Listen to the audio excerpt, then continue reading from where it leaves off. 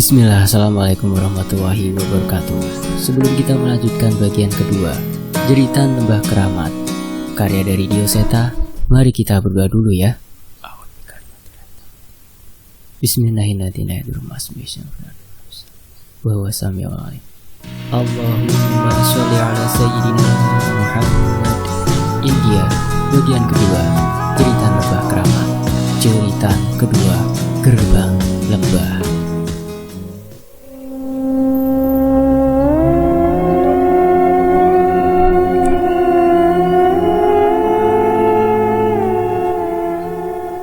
Di bagian 2 ini cerita dari sudut pandang Pak Le. Jadi di sini kata ganti dari aku adalah Pak Le. Cukup panjang perjalananku hingga bisa mencapai tempat ini. Sebuah tempat yang ditunjukkan oleh penglihatanku saat berada di Kampung Serawan. Aku melewati sebuah desa. Desa tua yang cukup besar dan masih didominasi dengan rumah-rumah kayu yang sebenarnya cukup bagus. Sepertinya warga di sini masih menjaga tradisi dan budaya di tempatnya. Namun entah mengapa, aku merasa ada tidak nyaman di desa ini. Permisi, ucapku pada beberapa pemuda yang sedang asyik nongkrong di sebuah warung yang akan menjadi tempatku akan melepas lelah. Monggo pak, ucap salah seorang pemuda itu dengan ramah.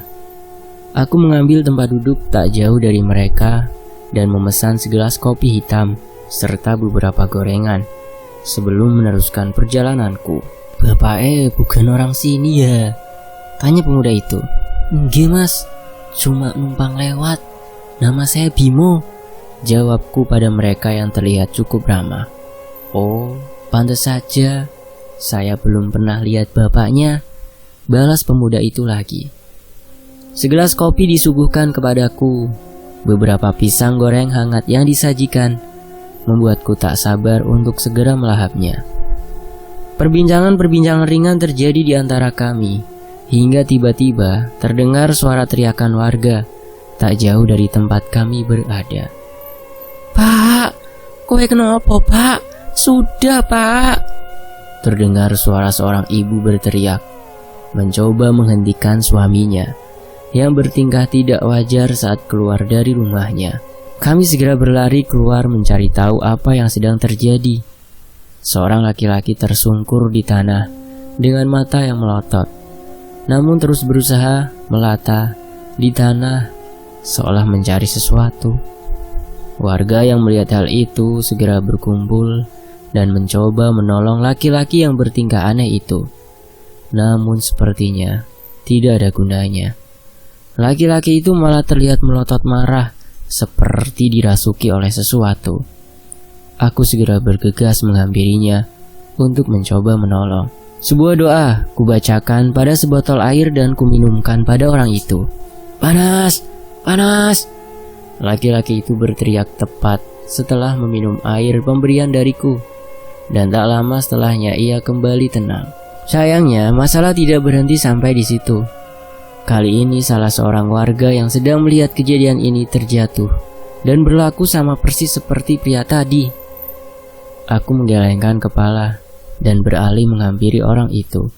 Namun sebelum sampai ke sana, terlihat seorang pria tua yang terlihat cukup berwibawa menghampiri orang itu terlebih dahulu. Udah gak apa-apa, itu Mbah Jiwo.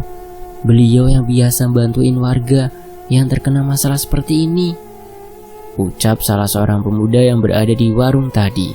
Aku mengamati apa yang beliau lakukan.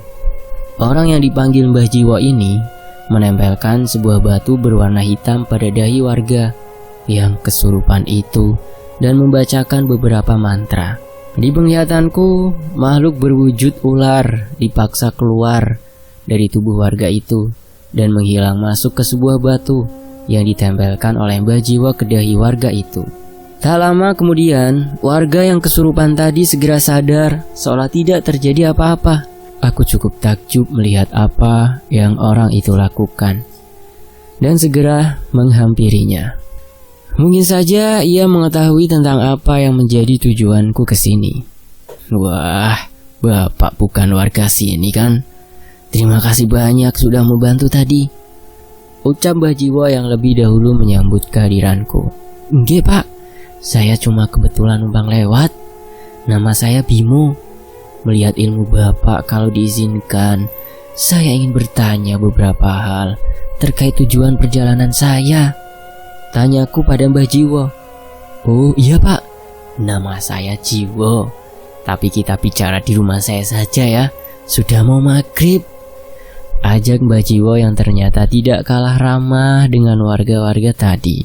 Aku segera membayar jajananku di warung dan mengikuti beliau menuju rumahnya di ujung desa.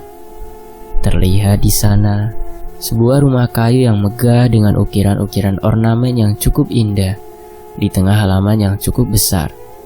Sayangnya, di balik kemegahan itu terdapat hal yang mengerikan di sana. Berbagai macam makhluk halus berkumpul di halaman rumah Mbah Jiwo, mulai dari hewan-hewan gaib hingga makhluk berwujud raksasa. Namun yang paling menarik perhatianku adalah sesosok makhluk besar berkepala kerbau yang sedari tadi memandangku. "Sudah gak apa-apa Pak Bimo, nanti saya ceritakan di dalam siapa makhluk-makhluk itu," ucap Mbah Jiwo yang segera membukakan pintu untukku. Ruang tamu rumah Mbah Jiwo cukup besar. Beberapa benda yang kuduga adalah pusaka banyak menggantung di dinding ruangannya. Mirip seperti ruangan praktek dukun. Namun ini lebih terasa nyaman dan tidak begitu mengerikan seperti di luar. "Maaf Mbah Jiwo, malah jadi ngerepotin," ucapku pada Pak Jiwo yang mengantarkan segelas teh hangat dan beberapa cemilan padaku. "Pak Bimo mau ke lembah keramat di ujung desa itu ya?" tanya Mbah Jiwo yang sudah menebak tujuanku. "Iya Pak, ada yang harus saya cari tahu di sana," jawabku. "Syukurlah, sudah saya duga kalau Bapak orang baik. Kebanyakan orang luar yang datang ke sana selalu bertujuan mencari ilmu atau pesugihan," cerita Mbah Jiwo. Aku mulai mengerti arah pembicaraan ini. Sebelum Mbah Jiwo salah paham, aku menceritakan semua kejadian di desa Serawen yang akhirnya menuntunku menuju tempat ini. Aku menceritakan padanya mengenai desa Serawen yang seluruh warganya mati mengenaskan oleh santet yang dikirimkan oleh orang sakti bernama Topo Ulo. Cerita mengenai Dimas dan Rumi yang selamat dari kejadian itu pun aku ceritakan. Sayangnya walaupun selamat, keberadaan Rumi seperti masih diincar oleh sosok lain yang lebih berbahaya. Seolah ada sesuatu pada Rumi yang membuatnya menjadi incaran. Dimas pun mendapat petunjuk dari mimpinya mengenai sebuah tempat pemandian yang menurut mimpinya berada di tempat ini. Betul Pak Bimo, di tempat ini memang ada pemandian keramat. Tapi untuk kesana sepertinya bukan perkara mudah, balas Pak Jiwo. Makhluk yang sampean lihat di halaman rumah ini sebelumnya adalah penunggu asli lembah itu. Namun sudah beberapa tahun ini ada kejadian yang membuat mereka mengamuk dan mengganggu warga desa. Lanjutnya, aku mencoba mencerna apa yang dimaksud Pak Jiwo. Namun sebelum berpikir terlalu jauh, tiba-tiba terdengar suara dari luar rumah. "Mbah Jiwo! Mbah Jiwo! Tolong Mbah!" teriak warga yang segera menghampiri kami. Mbah Jiwo segera meninggalkanku dan menghampiri warga yang berbondong-bondong datang dan menanyakan tujuan mereka. "Itu Mbah, makhluk itu muncul lagi," ucap salah satu warga. Tanpa bertanya lebih jauh, Mbah Jiwo masuk ke dalam rumah dan mengambil beberapa benda. "Pak Bimo, tunggu di sini aja ya, saya tinggal sebentar," ucapnya padaku. Aku yang penasaran dengan apa yang terjadi, segera berdiri dan tidak menghiraukan ucapan Pak Jiwo. "Ndak Pak, saya ikut," bantahku yang segera mengikutinya. Warga menuju ke sebuah kandang ternak yang berbatasan dengan pepohonan menuju perbatasan lembah. Terlihat di sana, warga dengan membawa obor mencoba menghalau sesosok makhluk yang mencoba masuk ke desa. Terlihat di sana makhluk dengan tinggi 2 kali tubuh manusia biasa, dengan rambut panjang menutupi kulit tubuhnya yang penuh borok. Dengan sebuah ayunan tangan, makhluk itu berhasil melukai salah satu warga hingga tersungkur. Ceceran darah terlihat dari bekas luka itu. Seolah tidak mau melewatkan kesempatan, setan itu melompat menuju orang yang terluka itu, memamerkan giginya yang tajam, seolah bersiap memakannya. Beruntung Mbah Jiwo segera sampai ke tempat pemuda yang terluka itu, mengambil sebuah cambuk dan menyabetkannya ke arah makhluk itu. Terlihat kilatan cahaya hitam dari cambuk Mbah Jiwo yang membuat makhluk itu kesakitan. Aku segera menghampiri warga desa yang terluka, membacakan beberapa mantra penyembuh untuk menutup lukanya. Setan itu masih bersikeras mencoba masuk ke desa, menyerang, membabi buta, hingga membuat Mbah Jiwo kerepotan. Semakin banyak warga yang terluka akibat serangan setan itu yang membabi buta, hingga aku memutuskan untuk ikut turut campur dalam pertarungan ini. Sebuah mantra kubacakan hingga sebuah kobaran api kecil berwarna putih muncul di hadapanku. Dengan beberapa kali putaran tangan, aku berhasil mengendalikan apa itu dan semakin membuatnya bertambah besar. "Mbah Jiwo!" teriakku memberi isyarat.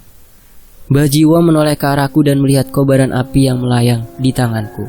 Ia segera mengerti dan mundur dari pertarungan. Aku menggantikan posisinya dan menerjang makhluk itu.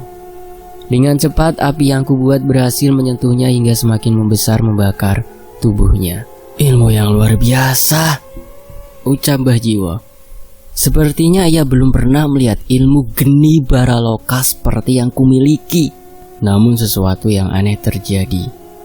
Setelah makhluk itu terbakar, muncul sosok menyerupai manusia dari setan yang terbakar oleh kobaran api itu. Cakarnya menghilang, tubuhnya menciut hingga berukuran normal seperti manusia biasa. "Mbah Jiwo, apa maksudnya ini?" tanyaku pada Mbah Jiwo yang mungkin saja mengerti. Ia tidak menjawab dan segera menghampiri orang itu. Itu kan orang yang datang ke desa ini beberapa bulan lalu," ucap salah seorang pemuda yang mengenali wajah orang itu. "Maksud kamu apa, Mas? Coba jelaskan," perintah Mbah Jiwo. Pemuda itu mendekat dan memperhatikan tubuh manusia yang tergeletak itu. Iya benar, ini pemuda yang dulu pernah melewati tempat ini untuk mencari ilmu di lembah keramat, cerita pemuda itu. Aku dan Mbah Jiwo saling menatap seolah mengambil sebuah kesimpulan. Warga berinisiatif menolong orang itu dan berencana menanyakan apa yang terjadi sehingga dia bisa berubah menjadi setan dan mengamuk di desa. Sebelum sempat membereskan yang terjadi di tempat ini, sayup-sayup terdengar suara dari arah lembah itu. "Tolong, sakit!" Suara rintihan berbagai makhluk terdengar seperti jeritan yang meminta pertolongan. Namun sama sekali tidak ditemukan wujud dari suara itu. Semakin kencang angin berhembus, semakin jelas suara yang terdengar dari lembah itu. Seperti suara banyak orang yang kesakitan. "Mbah, suara ini lagi," ucap seorang pemuda yang menghampiri Mbah Jiwo. Mbah Jiwo mengangguk mengerti maksudnya. "Sudah, sekarang kalian semua kembali ke rumah. Tolong urus orang ini hingga benar-benar pulih," perintah Mbah Jiwo. Suara itu semakin terdengar dari arah lembah. Aku yang tidak tahan dengan suara rintihan itu segera berlari menuju lembah mencari tahu apa yang terjadi. Aku harus memastikan sendiri apa yang ada di lembah itu. Mbah Jiwo yang melihatku berlari merasa khawatir dan segera menyusul. Semakin mendekati lembah, suara jeritan itu terdengar semakin jelas dari seluruh penjuru hutan yang kulewati. Namun tidak ada satu sosok pun sumber dari suara itu. Aku terus berlari sampai akhirnya terhenti di perbatasan hutan yang tertutup oleh kabut. Saat menyentuh kabut itu, sebuah penglihatan masuk ke pikiranku. Mayat yang tergantung, 6 buah kepala ditumbalkan, perang santet antar dukun, hingga banjir getih dari kematian warga-warga desa di lembah ini. Semua masih samar dan tidak begitu jelas. Seolah pernah ada sebuah desa di lembah ini yang mengalami bencana. Sialnya, saat aku membuka mata, hal yang aku takutkan terjadi. Dari dalam kabut muncul berbagai sosok makhluk berbentuk pocong dan mayat hidup yang menangis rintih, meminta pertolongan. Aku mencoba menggunakan ilmu geni bara lokaku pada salah seorang dari makhluk itu. Sayangnya, seekor ular yang melilit makhluk itu mampu menahan seranganku. Saat ini di tengah hutan yang gelap, puluhan makhluk merintih kesakitan, meminta pertolongan kepadaku. Rintihan mereka membuatku tidak mampu memutuskan apa yang harus kulakukan, sampai sebuah suara cambuk terdengar di belakangku.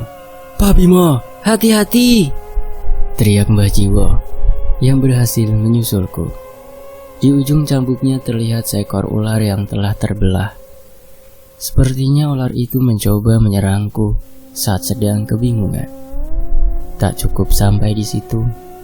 Dari kedalaman kabut, perlahan muncul seorang wanita cantik berpakaian keraton, namun dengan sekumpulan ular yang melilit di tubuhnya. Cantik, cantik sekali. Namun senyumnya terlihat begitu mengerikan. "Bawa anak itu ke sini. Perjanjian tumbal harus diselesaikan," ucap wanita itu. Entah, aku segera mengerti yang ia maksudkan. Ia menginginkan Rumi. Ada yang istimewa dari anak itu hingga makhluk sekuat ini mengincarnya. Tidak ada satupun alasan untuk menyerahkannya pada iblis sepertimu, balasku. Makhluk itu tetap tersenyum dengan anggun. "Anak itu sudah menjadi hakku, bahkan sebelum ia dilahirkan. Bencana besar akan menimpa orang-orang terdekatnya hingga ia kembali ke sini, dan kamu akan tetap di sini sampai ia datang." Hawa dingin mulai menusuk tubuhku. Angin berhembus dengan begitu kencang. "Pak Bimo, lari!" teriak Mbah Jiwo yang mulai merasakan keanehan. Terlambat. Dari atas pohon berjatuhan berbagai jenis ular. Di kegelapan hutan muncul ular-ular besar mengelilingi tempatku berada di saat ini. Mbah Jiwo menggunakan cambuknya mencoba menyerang ular-ular itu untuk menolongku. Namun jumlahnya terus bertambah. Sama sekali tidak dapat kutemukan jalan keluar dari kondisi ini. Aku mengambil keris sukma geni yang sudah tidak memiliki kekuatan dan melemparkannya kepada Mbah Jiwo. "Mbah Jiwo, aku titip ini." Mbah Jiwo menerima keris itu tanpa mengerti maksudku. "Serahkan keris itu pada anak yang kuceritakan. Sukmaku akan membimbing mereka." Aku tidak bisa berbicara lebih banyak lagi. Ratusan ular sudah mengepungku dari berbagai penjuru. Ajian Mokso Pangrekso kubacakan untuk melindungiku dari niat jahat ular-ular ini. Aku mengambil posisi meditasi untuk melindungi diri dari berbagai serangan fisik dan gaib yang menghampiriku satu persatu. Dalam keadaan bingung, Mbah Jiwo mulai mengerti setelah melihat pemandangan mengerikan di depannya. Ia melihat tubuhku dikelilingi ratusan ular dan puluhan makhluk gaib yang menjaga dari ujung-ujung hutan. Aku mengerti. Akan ku cari cara untuk membebaskanmu. Takkan ku biarkan orang baik sepertimu mati di tangan makhluk itu, ucap Mbah Jiwo yang segera berlari meninggalkanku, menerobos hutan yang dipenuhi ratusan ular. Sementara itu kita masuk ke kisah desa Srawen. Sudut pandang kembali ke tokoh utama ya. "Rumi, kita gak bisa begini terus. Kejadian semalam benar-benar udah parah. Mas gak mau kejadian seperti di kampung terulang lagi," ucapku pada Rumi yang masih tidak mengerti tentang kejadian semalam. "Iya mas," Rumi juga takut. Tapi Rumi juga gak tahu harus gimana, jawabnya dengan cemas. 2 gelas minuman hangat disajikan oleh Ismi yang berbaik hati memberikan kami tumpangan di kontrakannya setelah menolong kami semalam. "Ismi, kamu bisa bantu kami nggak? Mungkin aja kamu mengerti tentang permasalahanku," tanya Rumi pada Ismi. Ismi hanya menghela nafas dan menggeleng. "Seandainya mbahku masih ada mungkin aku bisa membantu. Namun sekarang aku nggak lebih dari perempuan biasa yang kebetulan saja bisa melihat makhluk itu," jelas Ismi. "Perempuan biasa bisa melihat hal gaib dan tidak ketakutan, menurutku adalah hal yang sangat luar biasa. Ismi, terima kasih ya. Kalau nggak ada kamu semalam kita nggak tahu harus ngapain, ucapku pada Ismi. Sebenarnya ada satu hal lagi yang saya ingin tahu. Akhir-akhir ini saya sering mendapatkan mimpi yang menunjukkan sebuah pemandian kuno di tengah hutan dan banyak ular yang mengelilingi pemandian itu.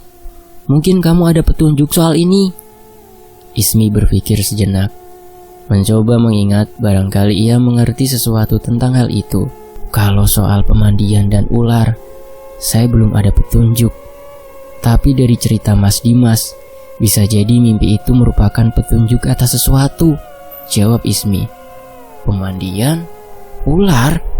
Tiba-tiba Rumi menggumam. Mas, Rumi sedikit ingat waktu desa diserang oleh santet. Ada kejadian yang mungkin ada hubungan dengan dua hal itu. Kali ini, Rumi mencoba menceritakan apa yang ia alami. Kampung Srawan, sebuah kampung kecil di pinggiran kota yang terletak di Jawa Timur. Walaupun bukan kampung yang besar, setidaknya ujung jalan kampung ini masih dilalui kendaraan umum yang menuju desa yang lebih besar di sebelah kampung kami. Mungkin karena letaknya dikelilingi hutan-hutan kecil, kampung kami jarang sekali dikunjungi oleh warga dari desa lain, kecuali bila memang mereka memiliki kerabat di sana atau pedagang keliling yang kebetulan melintas.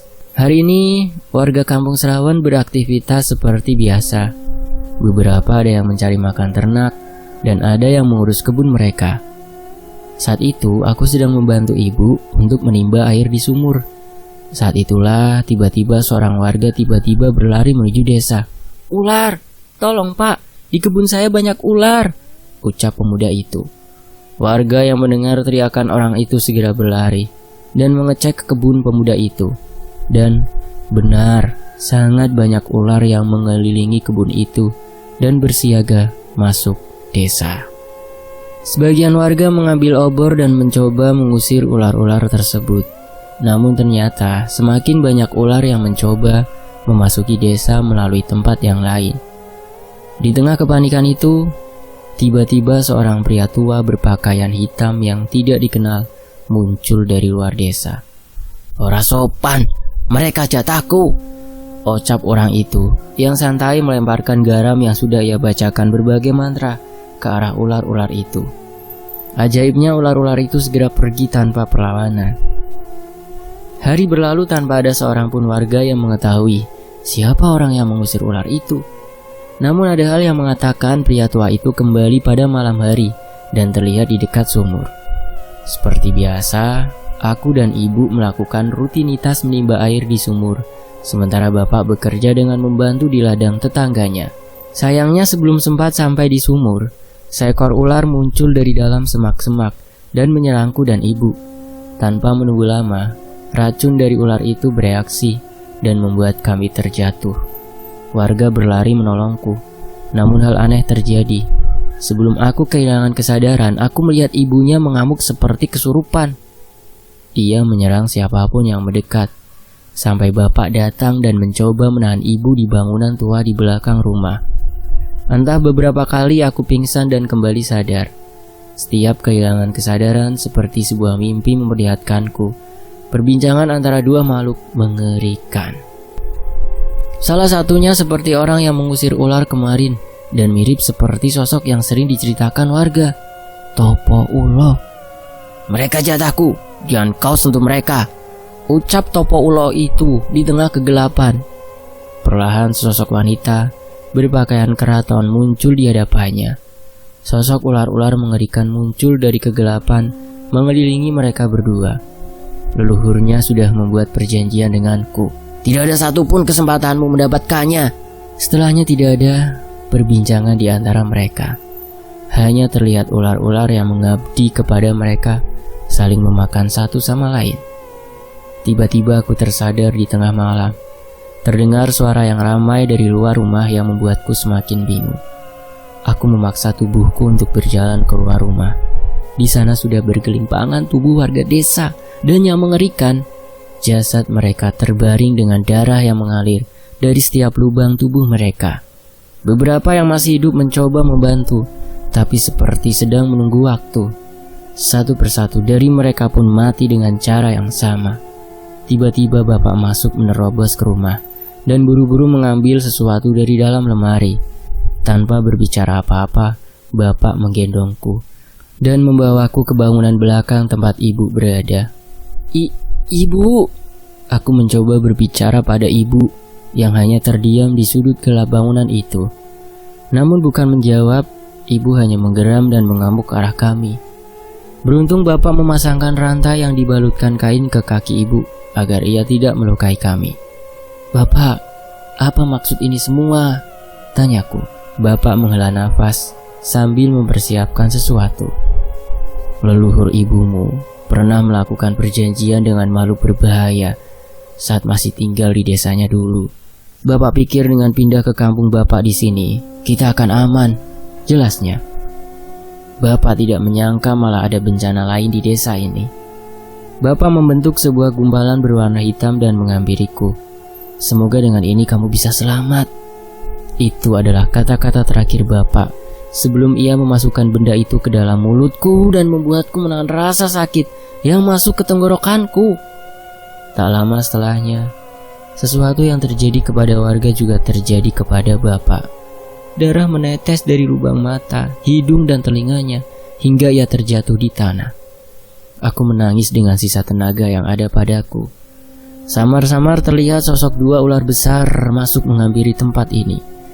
Tidak ada hal lain yang kuingat setelahnya, sampai Mas Dimas datang, menyelamatkanku di sebuah goa bersama Mas Dana dan Mas Cahyo. Seperti itulah ceritanya tentang Desa Serawen. Cerita yang cukup panjang terdengar dari Rumi tersebut. Aku tak menyangka adikku mengalami hal semengerikan ini, sementara aku hidup tenang di kota ini. Ismi terlihat mencoba menenangkan Rumi yang terlihat masih trauma dengan kejadian itu. "Mas Cahyo itu temannya Mas Ardian bukan? Muridnya seseorang yang sering dipanggil Pale." Tiba-tiba Ismi menanyakan hal yang tidak pernah kuduga. "Kamu kenal Cahyo sama Pale?" tanyaku pada Ismi. Ia hanya menggeleng. Namun ia menceritakan sesuatu kejadian saat ia menelpon penyiar radio tengah malam yang berusaha mencari benda bernama tabuh watu ringin untuk menolong Cahyo dan Pale. Saat di rumah Mbah, Mas Ardian nelpon seorang pria bernama Cahyo dan Pale. Katanya korek api ini juga sebenarnya milik Pale. Aku menoleh pada Rumi, dan sepertinya kami mengambil kesimpulan yang sama. Benar, aku ingat. Cahaya api di korek itu mirip ilmu yang digunakan Pak Le. Aku mengatakan itu dengan raut muka yang sedikit senang. Sekarang tidak ada lagi kecurigaanku pada Ismi. Kalau dia pernah menolong Cahyo dan Pak Le, berarti dia memang benar-benar orang baik. Cukup lama kami berpikir, namun tidak ada jawaban dari ujung permasalahan ini. Apa kita harus ke kampung ibu? Ucap Rumi tiba-tiba. Aku mencoba mengingat cerita dari orang tua kami tentang kampung asal ibu yang terletak di sebuah lembah. Tapi kata bapak, kampung ibu sudah nggak ada. Balasku pada Rumi. Mungkin kita bisa ke sana dan mencari tahu dari warga sekitar. Entah mengapa Rumi terlihat begitu ngotot untuk pergi ke sana. Sebenarnya semenjak kejadian yang menimpa Rumi, aku sudah punya pikiran untuk mencari tahu tentang kampung ibu. Namun Pak Lek melarangku. Pak Lek berjanji akan mencari tahu tentang tempat itu, sementara aku memulihkan kondisi mental Rumi terlebih dahulu. Mungkin ini sudah waktunya untuk menyusul Pak Lek. Ya sudah, Sabtu ini kita ke sana, ucapku pada Rumi. Rumi terlihat lega ketika aku sepakat, namun tetap terlihat rasa khawatir di wajahnya. Apa kalian punya kenalan yang bisa membantu apabila terjadi sesuatu? Tanya Ismi. Aku mengecek layar handphoneku dan jariku terhenti di sebuah nama. Mas Danan. Seharusnya Danan bisa membantu, namun saat ini dia sedang mencari cara untuk menyelamatkan Cahyo. Rasanya tidak mungkin kita meminta tolong padanya, jawabku. Adakah yang masih ingat Cahyo? Nah, ini satu orang, sama kisah yang di Desa Tanggul Mayit. Lanjut ya. Rumi mengangguk setuju. Sepertinya kami memang tetap harus menghadapi resiko perjalanan ini sendiri. Ismi terlihat bertingkah sedikit aneh. Ia menoleh ke beberapa arah seolah mencari sesuatu. Kenapa Ismi? Tanya Rumi padanya. Sepertinya kalian memang harus ke sana. Sudah ada yang menunggu kalian, ucap Ismi. Aku dan Rumi heran dengan ucapannya yang muncul secara tiba-tiba. Aku akan ikut dengan kalian, walaupun aku tidak punya ilmu sehebat Mas Cahyo. Setidaknya aku bisa menjadi perantara kalian dengan seseorang yang memberiku petunjuk ini, lanjutnya.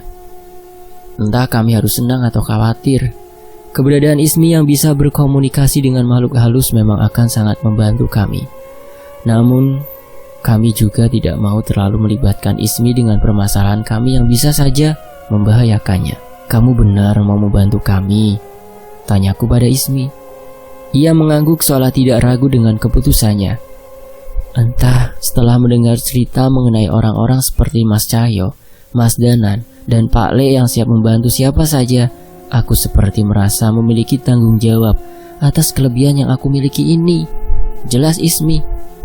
Jangankan saya, Mas Ardian dan kawan-kawannya, mereka yang tidak memiliki kemampuan dalam hal gaib pun sampai bisa tergerak dengan perbuatan mereka. Aku mencoba memahami yang diucapkan oleh Ismi. Memang setelah melihat apa yang Danan, Cahyo, dan Pak Le lakukan, aku juga jadi berharap bisa membantu orang lain seperti yang mereka lakukan. Ya sudah, terima kasih banyak ya. Yang pasti kita harus tetap tahu batasan masing-masing, perintahku. Kami bertiga sepakat, perjalanan ini pasti akan cukup berbahaya. Namun dengan adanya Ismi mungkin resiko itu bisa kita minimalisir.